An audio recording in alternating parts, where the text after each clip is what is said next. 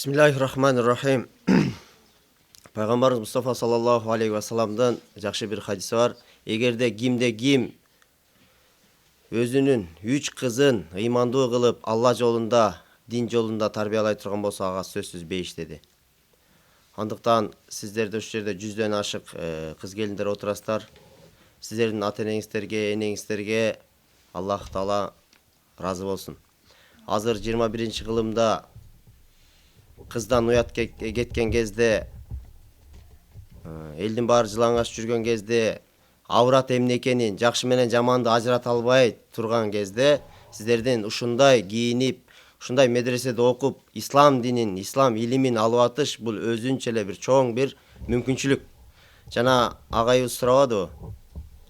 Темирлан агай сурады, эгерде тамеки чылым чегип кетип бара жаткан кызга көрсөңөр кандай мындай эскертүү, кайтаруу дават берет элеңер деп. Алардын эч болбоду дегенде силердин жоолукчан өтүп кетишиңер ошол дагы дават. Себеби дегенде ал кылган нерсени сиздер кылган жоксуздар. Ошондуктан сыймыктанып кетебиз ушундай кыздарыбыздын, келиндерибиздин, эжелерибиздин, апаларыбыздын ушундай ислам динин бекем кармап, туу тутуп келгенине терең сыймыктанабыз.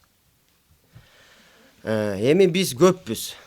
Намаз окугандар өтө көп. Айт намаздарында эркектер площадты каптап калабыз. Өтө эле чындыгында көппүз.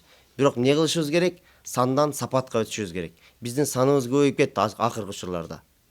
Бирок сапатка маани беришибиз керек. Ошондой эле биз дагы ислам динин бекем кармайлы, өз динибизге сапаттуу туралы. Мына эне бул медресе дейт. Бул жерде 100дөн ашык медресе отурат. Эртең сиздерден ар бириңиздерден 5тен болгондо эле 500 баланы тарбиялап чыгарасыздар. Ошону сиздерге Кудай Таалам кубат, күч-кубат, кайраттуулук берсе, ошону жакшы бир тарбияласак, мына агайыбыз айткандай эле, сиздер терметкен бешикти эртең бешиктеги бала дүйнөнү терметсин. Ассаламу алейкум ва рахматуллахи ва баракатух.